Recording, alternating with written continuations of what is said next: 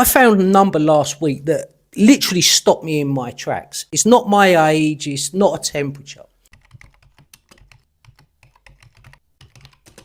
Right now in 2026, Spain already sits within the world's top 10 countries for life expectancy. 9th place to be exact. The UK currently sits in 42nd place and the US in the 61st place. And a major study published in the Lancet projects that that gap is only going to widen. By the year 2040, Spain isn't just expected to stay in the top 10, it's expected to become the single longest living country on earth, ahead of Japan, ahead of Switzerland. While reading the report, I started to understand why there is this expectation, and at the same time, it changed how I think about the life I'm living out here in Spain. Now, I could just leave it there, make a nice little video about, I don't know, olive oil and sunshine. But that's not what's actually interesting. What's interesting is why. Now, it's important to understand this isn't some influencer claim. This is a real study done by the Institute for Health Metrics and Evaluation based in Seattle. And it's been published in one of the world's most respected medical journals. Proper researchers, not just a blog post. Now, once you look at this report, you start to see their reasoning for the expectations. And there's a lot that I learnt in there that nobody tells you. It's not really just about the sunshine.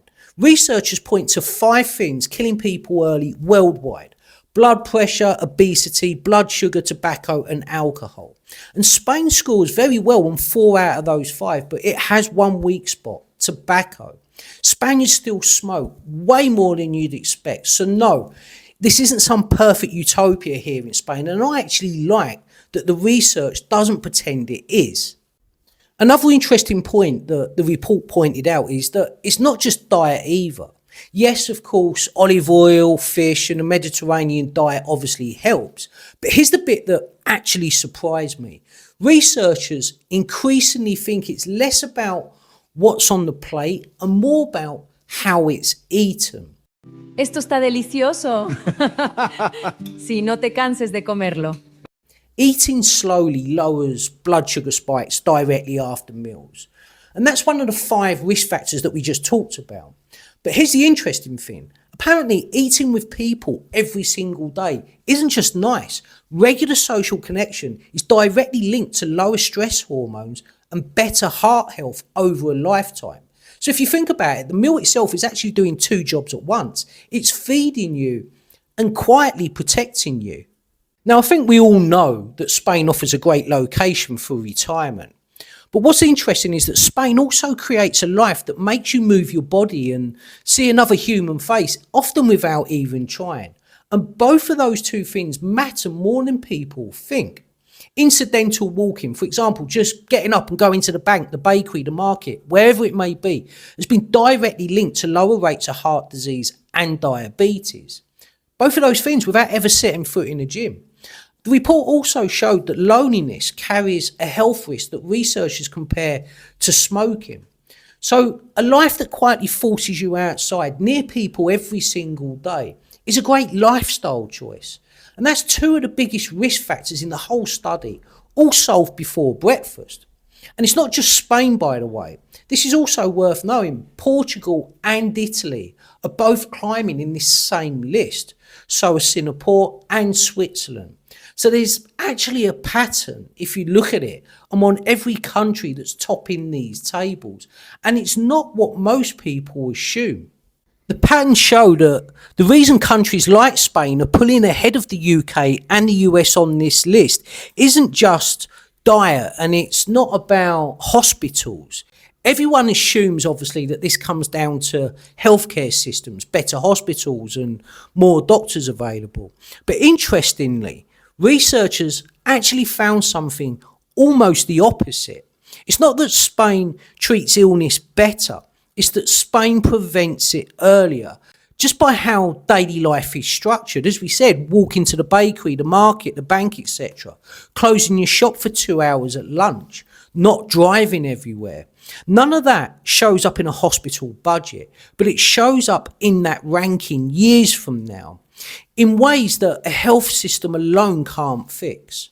Now, if you compare that to somewhere like the US, which spends more on healthcare per person than anywhere else on earth, the US still sits well down that list.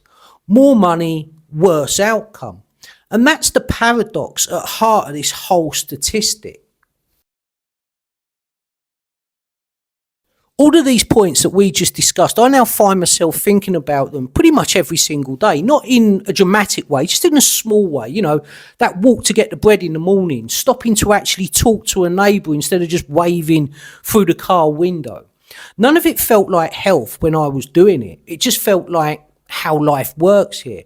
But that's exactly the point the researchers are making. None of this required effort or willpower. It was just built into the structure of the day. Now, here's what I'm not going to do. I'm not going to sit here and tell you if you move to Spain, it's going to add 10 years to your life, because it doesn't work like that. You can move here and keep every bad habit that you had in Manchester or Manhattan. Same car, same ready meals, same isolation. And of course, if that's the case, nothing will change. The lifestyle isn't in the postcode. It's in what you actually do with your days once you're here in Spain. I've seen people move out here and completely miss the point and live exactly the same as they did before, back in the UK or the US. You see, it's not really just about the years. It's the idea that the life you're currently living might be quietly working against you. One drive to the shops, one skipped lunch break, one missed conversation at a time. All of this compounds, and it doesn't have to. So when people consider a second chapter here in Spain, it shouldn't be just because the weather is better. It's all these things we've been discussing.